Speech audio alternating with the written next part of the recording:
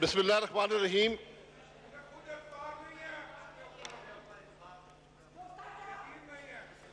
जनाब स्पीकर साहब, मुअज़्ज़ज़ ख़वातीन व हज़रात, अस्सलाम वालेकुम।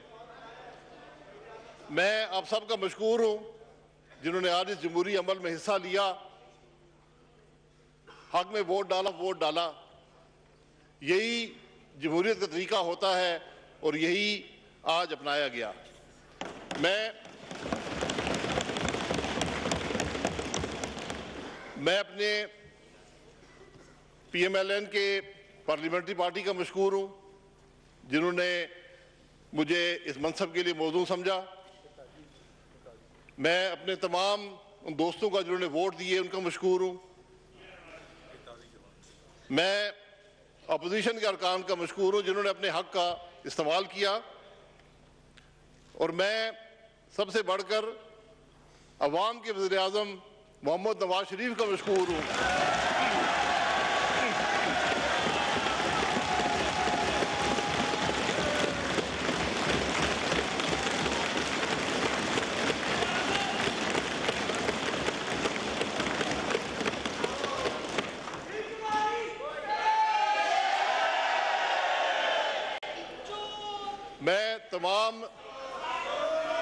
Please order in the house. मैं तमाम हलीफ जमातों का जिन्होंने हमें वोट दिया, हमारा साथ दिया, उनका मशकूर हूँ।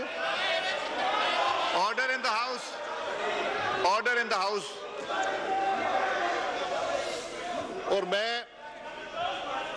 पीटीआई के लीडरशिप का, इमरान खान साहब का पार्लियामेंट्री लीडरशिप का मशकूर हूँ जो हमें अपनी रोजमर्रा की गाली गलौज में शामिल रखते हैं।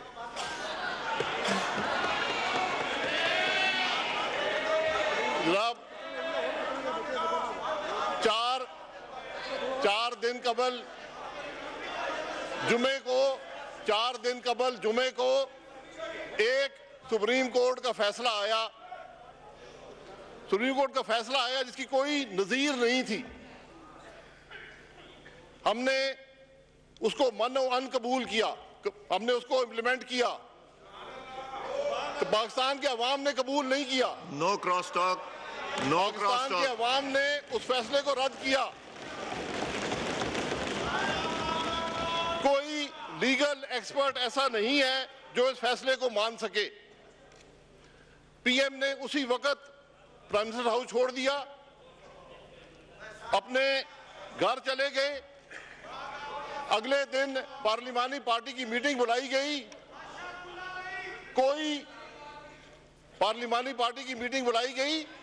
कोई MNA कहीं नहीं गया, कोई पार्टी में दरार नहीं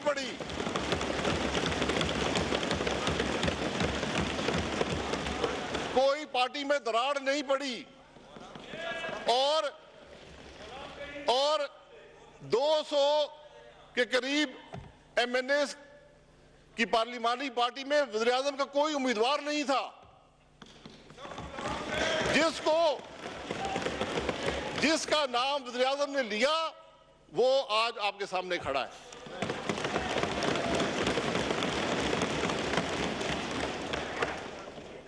यहां पर ये कुर्सी जो है, ये कुर्सी सियासत की मेराज समझी जाती है। हर MNA की जो यहां बैठा है उसकी ख्वाहिश है कि इस कुर्सी तक पहुंचे। अगर किसी की नहीं है तो खड़ा होकर बता दे। लेकिन ये मुस्लिम लीग नून की कामयाबी है कि किसी शख्स ने ये नहीं कहा कि मैं कुर्सी तक पहुंचना चाहता हूं। मैं ये सब बातें जानता हूं। जब आप इस ऐवान से बाहर निकलते हैं, शमाल को देखते हैं तो पहाड़ हैं, हम पहाड़ों के रहने वाले हैं।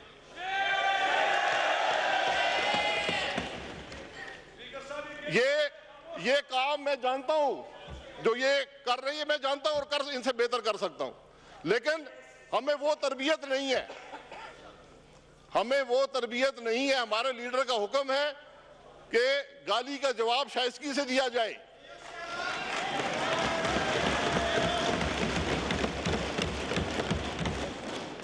पार्लिमानी पार्टी ने फैसला किया, आज इलेक्शन हो गया, 4 दिन के अंदर अंदर मुल्क में जमहूरियत का अमल वापस पटरी पर चढ़ गया।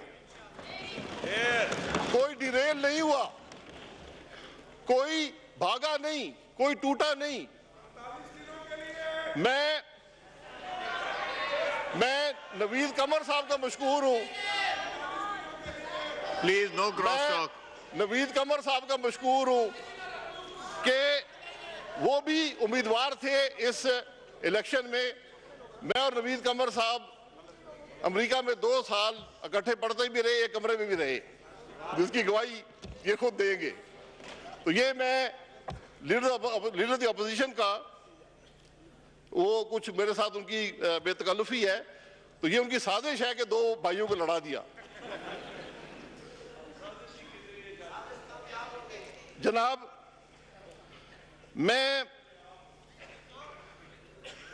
एक बात जरूर करना चाहूंगा कि इंसाफ का तकाजा होता है कि 1000 गिल्टी लोग छूट जाएं, लेकिन एक इनोसेंट जो है वो कन्विक्ट ना हो पाए। ये इंसाफ का तकाजा होता है। और जो हुआ पिछले जुमे को, मैं उसकी तफसील में नहीं जाऊंगा, लेकिन मैं ये जरूर कहूंगा कि एक और अदालत भी लगेगी, एक अदालत और लगेगी जो इस अदालत से बहुत बड़ी होगी।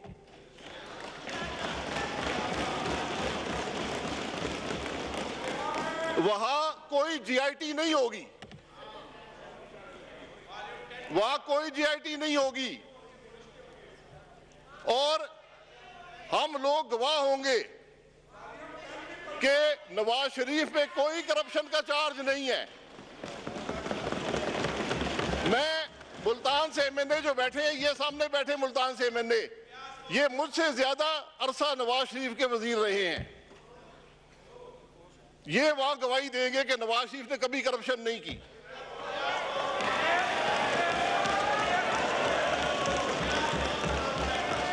हम तो गवाही देंगे जो इधर बैठे हुए हैं। जो शख्स जो रावलपिंडी से एमएनए है, मेरे खिलाफ इलेक्शन भी लड़े हैं, अब मैं 30 साल से एक दूसरे को जानते हैं, ये भी गवाही देंगे मुझसे ज्यादा वज़ीर आज़म के लिए वजीर रहे हैं।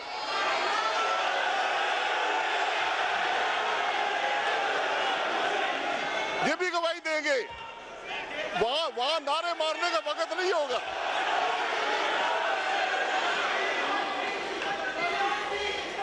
मेरे एएनपी के भाई भी गवाही देंगे, एमकेएम के भाई भी गवाही देंगे, जमात इस्लामी के भाई भी गवाही देंगे, वो भी गवाही देंगे। हमारी हुकूमत में रहे हैं, वो गवाही देंगे कि नवाज शरीफ ने इनको करप्शन के लिए नहीं कहा, कभी इनसे हिस्सा नहीं मांगा, इन्होंने कभी करप्शन नहीं देखी।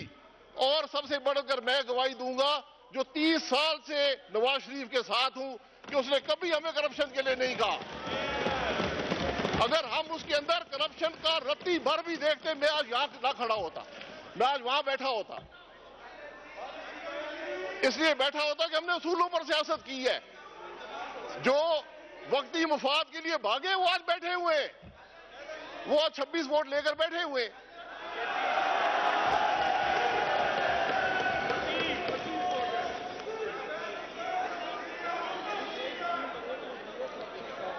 नवाज शरीफ बिल्कुल गिल्टी है। मैं मानता हूं कि नवाज शरीफ बड़ा कसूरवार आदमी है। उसने इस मुल्क को, नवाज शरीफ ने इस मुल्क को एटमी ताकत बनाया।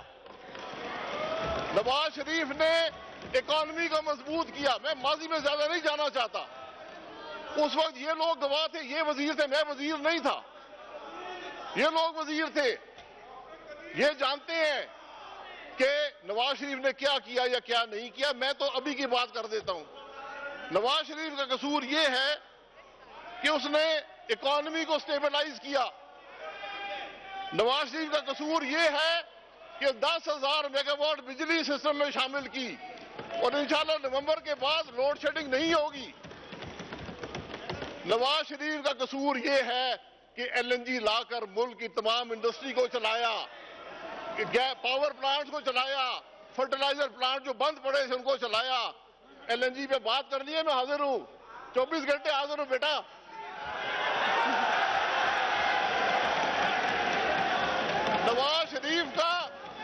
नवाज शरीफ का कसूर ये है, नवाज शरीफ का कसूर ये है। Order in the house, order in the, Abid तशरीफ रखें, order in the house. Nawaz Sharif का कसूर ये है कि 60 अरब डॉलर की इन्वेस्टमेंट इस मुल्क में आई है, 60 अरब डॉलर की, 60 अरब डॉलर की इन्वेस्टमेंट आई है, ग्रोथ हुई है, 5% से ऊपर की ग्रोथ आज मुल्क में है। मोटरवे बन रहे हैं, मोटरवेज का जाल पाकिस्तान में बिछ रहा है, डैम बन रहे हैं। यहां पर 8 साल मुशर्रफ हुकूमत में बैठा रहा, मुझे एक मंसूबा दिखा दें, एक मोटरवे दिखा दें, एक डैम दिखा दें, एक पावर प्लांट का मंसूबा दिखा दें। जब पूरी दुनिया आपको इन्वेस्टमेंट देने को तैयार थी, यहां पर कोई काम नहीं हुआ, क्योंकि वो लोग थे जो जेबें भरना जानते थे। आप या अपनी जेब भर सकते हैं या अवाम की जेब भर सकते हैं, दोनों काम नहीं होते। 5 साल मेरे दोस्त जो अपोजिशन में है, इनको सजा मिल गई, अवाम ने रिजेक्ट कर दिया, अपोजिशन में है। अगर कुछ काम किया होता तो वहां ना होते, यहां बैठे होते। तो मैं जनाब इस सीट के बोझ का मुझे एहसास है। ये वो सीट है जहां लियाकत अली खान भी बैठे, जहां पर जुल्फिकार अली भुट्टो भी बैठे, यहां पर बेनजीर भुट्टो भी बैठी, मोहम्मद खान जुनेजो भी बैठे, मेरे बुजुर्ग ज़फ़र जमाली भी बैठे, और नवाज शरीफ आज भी मौजूद है।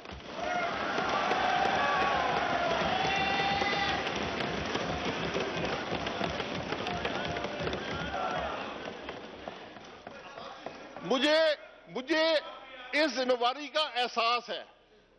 मैंने 30 साल सियासत में गुजारे हैं, 30 साल सियासत में गुजारे हैं। मैं आज फ्लोर ऑफ द हाउस में कहता हूं कि 30 साल पहले मेरे असासे कई गुना थे, मेरा लाइफस्टाइल 1000 गुना बेहतर था। मैं इसकी आपको फ्लोर ऑफ द हाउस में कहता हूं, जिसने भी मुकाबला करना है, जो ये कह सके, जो बात मैं कह रहा हूं कि मैं सियासत में आया तो मेरे असासे ज्यादा थे, मेरा लाइफस्टाइल बेहतर था, जो आदमी ये कह सकता है मुझ पर इल्जाम लगा ले। मैं हाजिर हूं। आप टीवी पर बात करना चाहते हैं, आप फ्लोर ऑफ द हाउस में बात करना चाहते हैं, मैं हाजिर हूं। मैं पीछे हटने वाला नहीं हूं। मैंने मेहनत की है, जो कमाया है मेहनत से कमाया है, सबके सामने कमाया है। आपको तकलीफ है तो मैं आके दिखा दूंगा।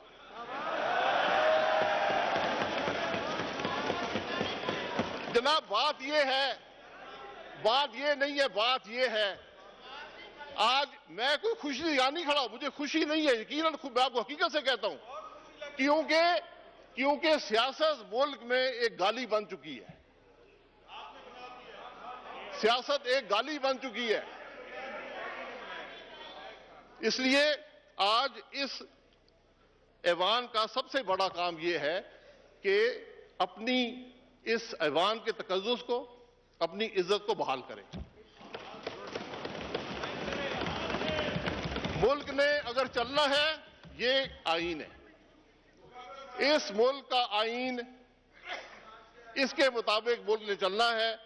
हम सब, ऑपोजिशन हो, गवर्नमेंट हो, फौज हो, इंटेलिजेंस के इदारे हो, जुडिशरी हो, कारोबारी हजरात हो, ब्यूरोक्रेसी हो, ये सब एक कश्ती में सवार हैं। कश्ती में छेद होगा, सब डूब जाएंगे, इस बात को याद रखें। मैं मैं 45 दिन के लिए हूं, 45 घंटे के लिए हूं। मैं मुल्क का वज़ीर आज़म हूं और मैं काम करने आया हूं, मैं सीट गर्म रखने नहीं आया।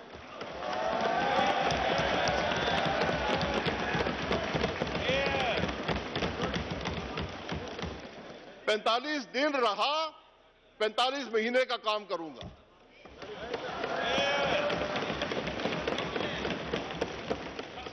सबसे बढ़कर इकॉनमी की बात है। इसहाक डार साहब ने इस मुल्क को फिजिकल स्पेस दी। ये डूबा हुआ मुल्क था, लोग कहते थे अगले हफ्ते डिफॉल्ट करेगा। इसहाक डार साहब ने अपनी मेहनत से इस मुल्क को फिजिकल स्पेस दी और मुझे इस बात में कोई शुबा नहीं है कि इस कैबिनेट के सबसे मेहनती 24 घंटे काम करने वाला आदमी इसहाक डार था, जिसने अपनी मेहनत से इसको हासिल किया। अब जरूरत इस बात की है कि ग्रोथ को लाया जाए, इंसेंटिवाइज किया जाए इन्वेस्टमेंट को, ग्रोथ मुल्क में आए, जॉब्स क्रिएट हो यूथ के लिए। कोई हुकूमत हर नौजवान को नौकरी नहीं दे सकती। नौकरियां इन्वेस्टमेंट के आने से मिलेंगी, सीपैक के आने से मिलेंगी, मुल्क में मजीद इन्वेस्टमेंट से मिलेंगी और इसमें कुछ तकलीफ भी उठानी पड़ेगी। कोई काम तकलीफ के बगैर नहीं होता, इसलिए सबको इस अमल में शामिल होना चाहिए। कल आपकी हुकूमत आएगी, आपको भी फायदा मिलेगा। मुश्किल फैसलों की पहले भी जरूरत थी, हमने मुश्किल फैसले किए, आज भी करने को तैयार है और करते रहेंगे इस मुल्क की बेहतरी के लिए। मैं एक बात जो मेरे दिल के बड़ी करीब है, मैं जरूर करूंगा, और वो टैक्सेस के बारे में है। ये मेरी जाती राय है। इंप्लीमेंटेशन जो है कैबिनेट करती है, पार्टी फैसला करती है और आप लोग वोट देते हैं। वो टैक्सेस के बारे में है। यहां एक रुझान है कि टैक्स देना शायद कोई ऑप्शन है। पार्लियामेंटेरियंस की टैक्स डायरेक्टरी छपी है, उस पर नजर दौड़ाएं, काफी तकलीफ होती है। उस बात को तकवीयत पहुंचती है कि सियासतदान अपने काम से मुखलिस नहीं है। तो जरूरत इस बात की है कि हम लीडरशिप दें। टैक्स देना कानूनी जिम्मेवारी है। आप टैक्स नहीं देंगे, मुल्क तरक्की नहीं करेगा। आप टैक्स नहीं देंगे, फौज जंग नहीं लड़ सकती। आप टैक्स नहीं देंगे, मुल्क कमजोर होगा। तो हमने नॉन टैक्स पेयर्स के पीछे जाना है। मुश्किल काम नहीं है, जाना पड़ेगा और हमने जाना है। मैंने पहले कहा, मैं 45 घंटे रहा, 45 दिन रहा, ये काम अगर काबीना ने इजाजत दी, मैं इंशाल्लाह जरूर करूंगा। जो लोग टैक्स नहीं देते, अपने लाइफस्टाइल को जस्टिफाई नहीं कर सकते, उनको टैक्स देना पड़ेगा। और तमाम हजरात इधर बैठे उधर बैठे हैं, मामला अपने घर से शुरू करना पड़ेगा। मामला उन लोगों को जो यहां बैठे हैं, अपने लाइफस्टाइल को जस्टिफाई करना पड़ेगा। मुझे अभी तो आ गई है ना यार, आपको अभी भी नहीं आई। तो यहां आपको जस्टिफाई करना पड़ेगा। अगर मैं करोड़ों की गाड़ियों में फिर रहा हूं, करोड़ों के घर हैं, अरबों के घर हैं, मैं लाखों रुपए के बिल अदा करता हूं और टैक्स में 900 रुपया देता हूं, 90,000 रुपया देता हूं, टैक्स नहीं देता, आपको देना पड़ेगा इंशाल्लाह। ये मेरा आपसे वादा है।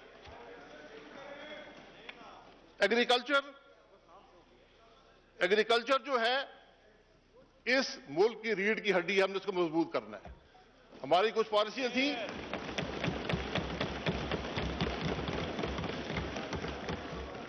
हमारी पॉलिसियां कुछ कामयाब हुई, मजीद पॉलिसीज देने की जरूरत है कि किसान अपने खर्चे पूरे कर सके और एग्रीकल्चर एक मुनाफा बख्श कारोबार हो।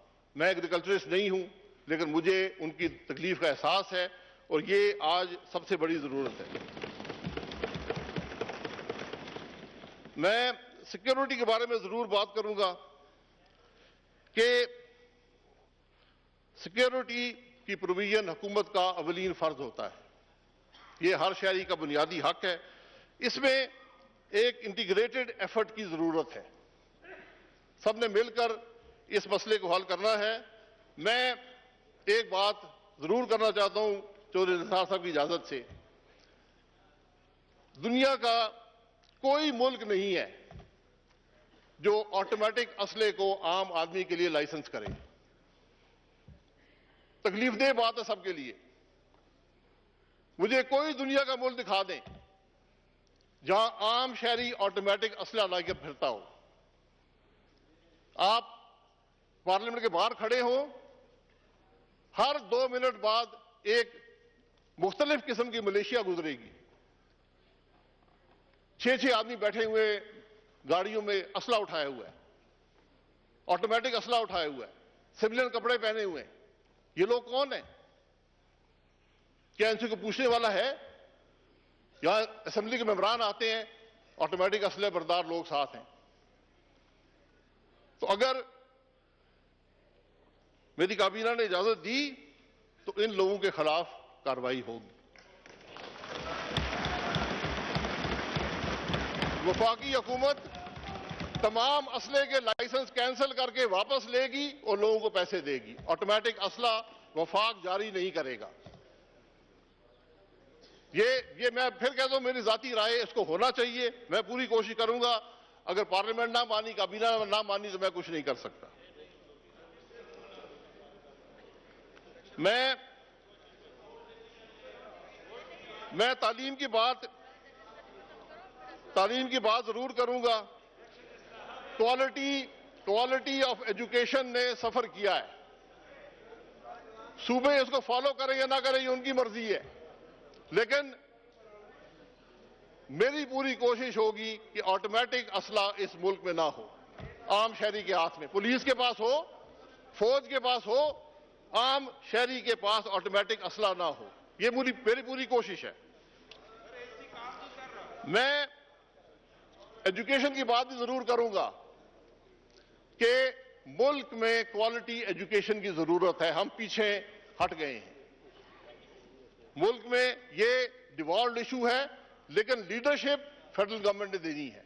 सूबे उसको फॉलो करते हैं नहीं करते, वो उसके जिम्मेवार हैं, लेकिन लीडरशिप हमें जरूर देनी चाहिए। एक नेशनल करिकुलम की कोशिश करनी चाहिए, एक नेशनल टेस्टिंग का मैकेनिज्म होना चाहिए। हायर एजुकेशन के स्टैंडर्ड्स को बहुत बेहतर बनाने की जरूरत है। इसी तरह हेल्थ में हुकूमत ने काम किया, हेल्थ कार्ड का निजाम इंप्लीमेंट किया, जो जनूबी एशिया का सबसे बड़ा निजाम है। इसको मजीद बढ़ाया जाएगा।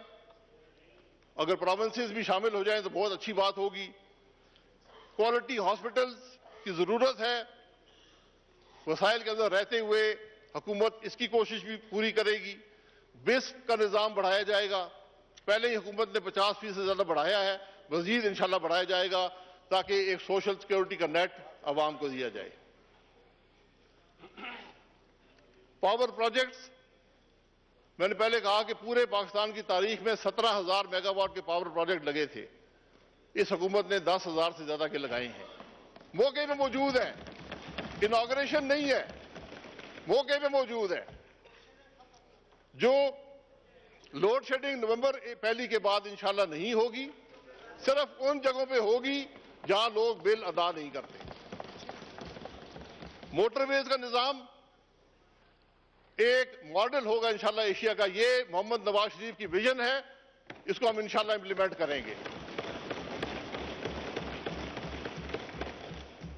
रेलवे का निजाम, इंशाल्लाह जदीद तरीन रेलवे का निजाम पाकिस्तान को दिया जाएगा। कुछ काम हुआ है, बहुत सा बाकी है, बिलियंस ऑफ डॉलर की इन्वेस्टमेंट है, ये इंशाल्लाह जरूर होगी।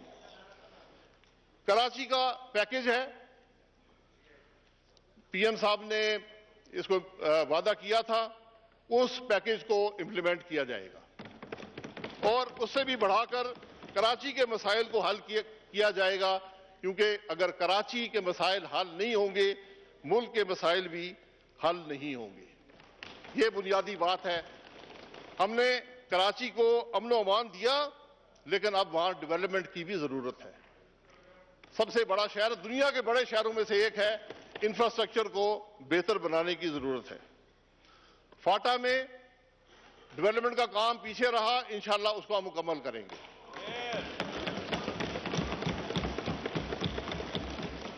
और आखिर में मैं तमाम दोस्तों का, खास तौर पर अपने एमकेएम के भाइयों का, फाटा के भाइयों का, पीके मैप के भाइयों का, फजलुर रहमान साहब का, उनकी पार्टी का बहुत मशकूर हूं कि आपने जिस तरह हमारी मदद की। पीर राशिद साहब मेरे भाई हैं, उनका नाम मैंने नहीं लिया क्योंकि भाइयों का नाम नहीं लिया जाता। जतोई साहब हैं, इजाजुल हक साहब मेरे 50 साल से रफाकत है, उनका नाम भी नहीं लिया, उनका मैं मशकूर हूं। और मैंने पहले कहा कि अवलीन कोशिश ये होगी कि हम मिलकर, गवर्नमेंट और अपोजिशन, मेरी खुर्शीद शाह साहब से दरख्वास्त है कि इस आइन की पासदारी करें, इस हाउस के तकद्दुस को बहाल करें और सियासत जो आज गाली का रुतबा रखती है उसको लोगों का एतमाद बहाल किया जाए कि मुल्क में जमहूरियत होनी चाहिए और मुल्क में जो आइन है वो बालातर होना चाहिए। मैं आपका मशकूर हूं और मुझे पूरा यकीन है कि इस मुल्क के हकीकी वज़ीर आज़म मोहम्मद नवाज शरीफ साहब इंशाअल्लाह जरूर इस कुर्सी पर वापस आएंगे।